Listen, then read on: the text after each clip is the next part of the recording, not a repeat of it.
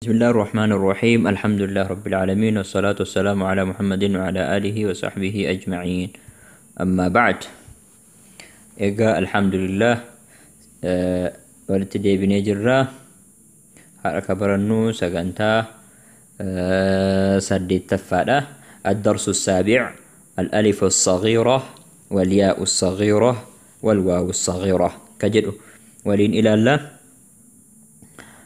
kana jechuun barnoo torbaffaa alif xiqqoo akkasumas yaa xiqqoo fi waawii xiqqoo ka jedhu jechuudha. Hiika isaa yoo gabaabinaan ilaallu alif xiqqoo fi waaw xiqqoo ka jedhame isaan kanniini yaa'u jechuun mallattoo addaan baasuudhaaf ka godhamedha. Mee maal akka ta'an walumaan kan ilaallu ta'a. Ba fatha alif saghira ba يا فتحة ألف صغيرة يا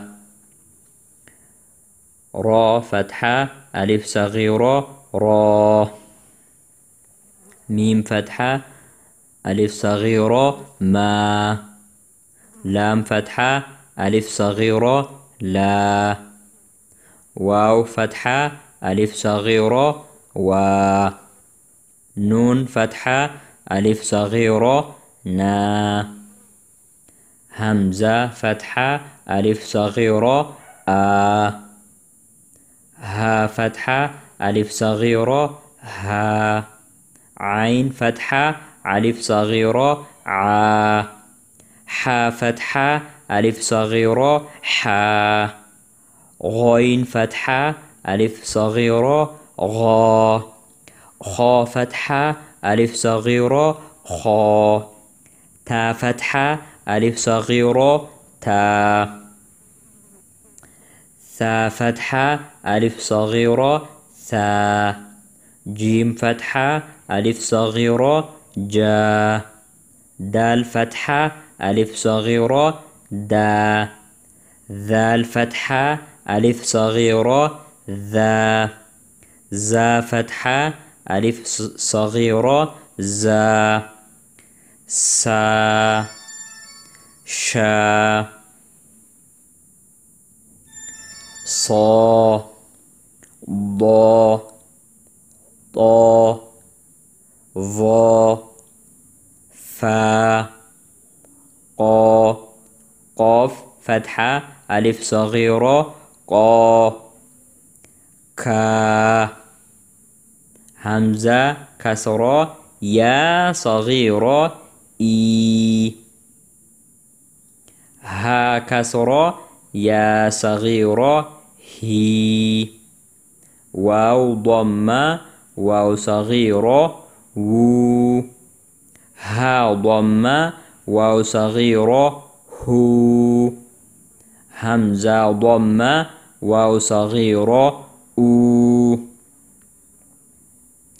ولما قالتي درسين هرآ كان فكاتا قبابمتي ألف صغيرة كجنون ملتو كان ألف تقئي أكا ملتو تقاتك كايمي چودا ملتو ألفات تقا چودا قرآن كيسا تكيرو ادو أرجنو إني كن أمو